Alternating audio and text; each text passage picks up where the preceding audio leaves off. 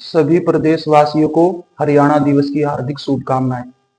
हरियाणा और उत्तर प्रदेश को विस्तार से जानना एक अलौकिक प्रकाश को खुद के आचरण में सम्मानित करने से कम नहीं। वैसे तो मैं उत्तर प्रदेश की पुण्य भूमि का निवासी हूँ।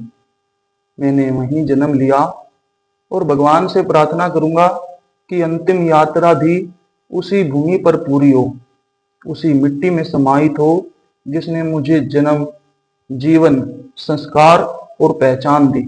मुझे गर्व है कि मैंने उस पवित्र धरती पर जन्म लिया जहां गंगा, यमुना और सरस्वती मिलकर मानवता को पवित्र करती है। मुझे गर्व है उस भूमि पर जहां काशी विश्वनाथ की आरती में आत्मा परम शांति पाती है, जहां प्रयागराज का संगम केवल जल का मिलन नहीं बल्कि आस्था और जीवन का संगम है। मुझे गर्व है उस प्रदेश पर जहां कुंभ मेला करोड़ों हैदियों को एक सूत्र में बांध देता है।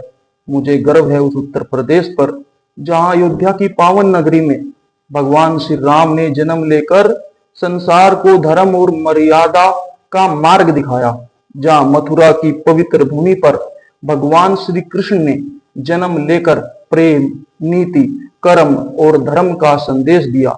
यह वह भूमि है जहां से धर्म सभ्य मानव रूप में अग्रसर हुआ, जहां भक्ति केवल पूजा नहीं बल्कि जीवन का मार्ग बनी। मुझे गर्व है उस उत्तर प्रदेश पर जहां तुलसीदास ने रामचरितमानस में भक्ति का अमृत बहा, जहां ज्ञान, करुणा और शौर्य साथ साथ पनपे।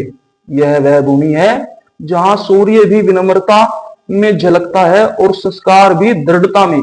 मुझे गर्व है उस धरती पर जहां गांवों की सुबह राम राम से होती है, जहां मिट्टी की खुशबू में मातृ तत्व है, जहां खेतों की लहराती फसलें परिश्रम का पर्व मनाती है। यहाँ त्योहार केवल उत्सव नहीं, आत्मीय शांति के सेतु है। दिवाली की रोशनी, होली के रंग, कृष्ण जन्माष्टमी का उल्लास और सावन के गीत सब मिलकर जीवन का संगीत रचते हैं। मुझे गर्व है उस उत्तर प्रदेश पर जिसने भारत को दिशा दी, धर्म को धरातल दिया और संस्कृति को संजीवनी दी। यह वह भूमि है जहां राम है, कृष्ण है, माँ गंगा है और माँ भारती का वरदान है। यह भूमि केवल भूगोल नहीं, यह भाव है।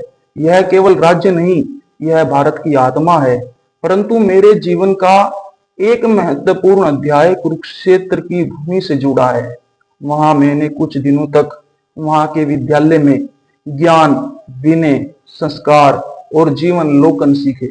अतः आज हरियाणा दिवस पर मेरा यह संदेश केवल भावुकता नहीं बल्कि अनुभव और श्रद्धा की आख्या भी है।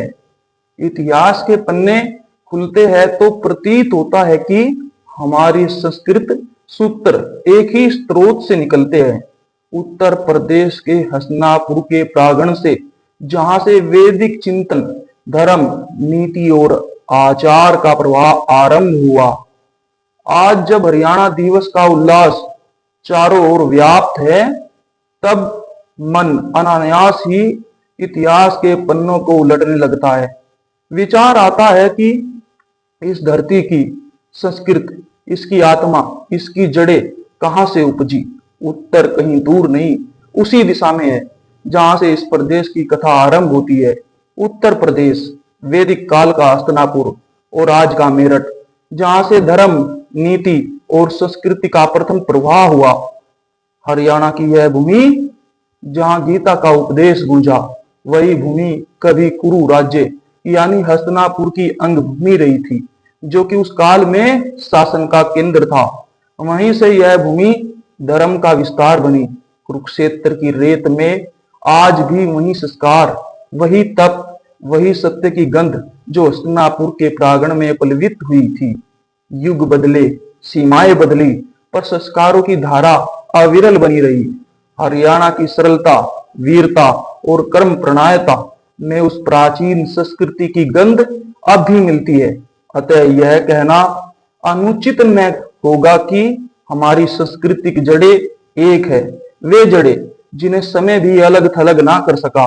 हरियाणा दिवस के इस पावन अवसर पर मेरा विनम्र नमन है उन दोनों भूमि भक्तियों को, उत्तर प्रदेश के हस्तिनापुर की परंपरा को और कुरुक्षेत्र की कर्म भूमि को। इतिहास की डोर हमें विभाजन नहीं बल्कि एकता का पाठ पढ़ाती है। जय हिंद, जय मातृभूमि, जय संस्कृति।